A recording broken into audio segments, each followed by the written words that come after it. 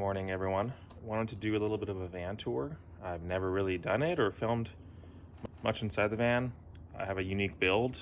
I didn't really see anything else like it out there, and they're just basic math and basic measuring. Once I could find the specs online of the van, I was able to do what I'm currently doing, and it's evolved since I got the van in 2019. Let me show you a little bit about the inside. The main goal was to have 2 dirt bikes and 2 bicycles in the van while traveling. That means on the road, sleeping, didn't have to worry about bikes on the outside. I don't even have a hitch. I should get one. Originally, I built it to do 2 motos, so 1 moto there, and bikes in between.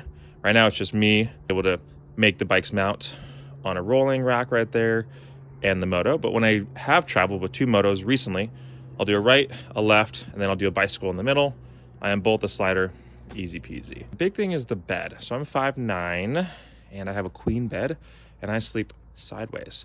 The Promaster is wide enough, and if you're not over 6 feet, you can actually sleep sideways as long as you build your walls sort of inward and you maximize the space.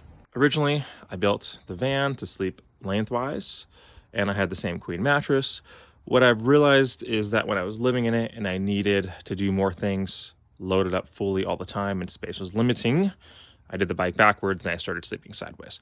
If you don't have a Promaster or you're over 6 feet, definitely lengthwise.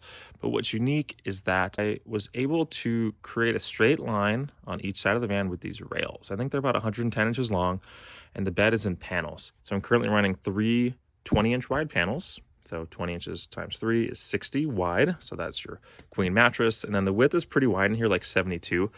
Other vans are too narrow without pop-outs. You have to go lengthwise. Mattress folds. So I'm going to show you the folded up look to the van with the bed upright, bikes inside, and then currently it is like this. But very comfy, a ton of headroom still because that was built to go just above the seat. So if I was a pure mountain biker, I'd have the bed lower. I found kind of the best of both worlds. If the bed was here above, that would suck. Trust me, I've been in a lot of vans and seen them, and I don't know how people sleep. The rails are almost the full length of the cargo part of the van, and the bed can go almost in an infinite position. You can slide them all forward, so you have more room here, or you can slide the bed panels backwards. So when I'm just doing bicycles, I'll slide the bed back and I'll open up the kitchen area, and it's locked down with tie downs over it. It's safe and secure, lightweight, slippery aluminum, works really good. Okay, so when I was living in the van and I have the motos in there all the time, this is how I had it set up. You do lose a little bit of kitchen space, no doubt. The goal is to get somewhere and take the bike out, slide the bed backwards, but here's a continuation of the rails.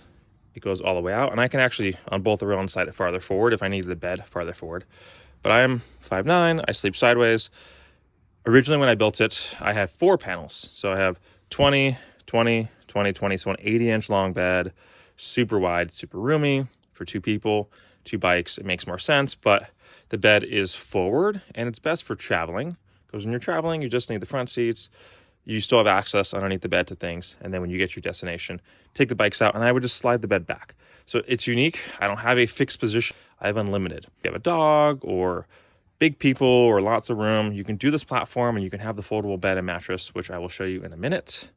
Currently, it's in the travel mode.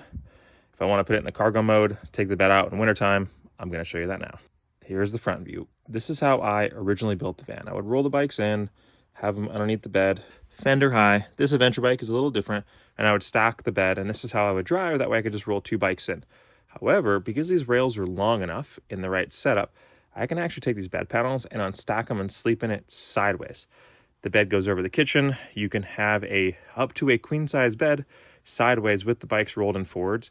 I've realized backwards is a little better because you can have the bed out all the time and you still have plenty of clearance and space. But this is how it works. I sort of create the wall, and it takes me 5 minutes to change the bed and lower it down.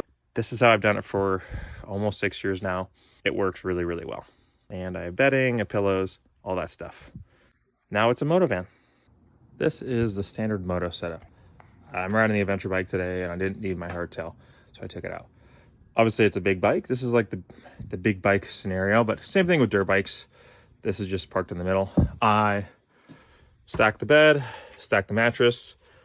Long term, I would like to get a taller mattress. So instead of like 3 to 4 inches of foam, like a 6-inch. That way I don't need the cover. It took me 3 or 4 minutes by myself. I stacked the bed panel, so now it looks like a typical moto van. You just roll your bike in, you sort of create this wall, and this would be how most people would set it up. You would get to the riding area, unload the bikes, unload the bed, everything you want, and your cake too.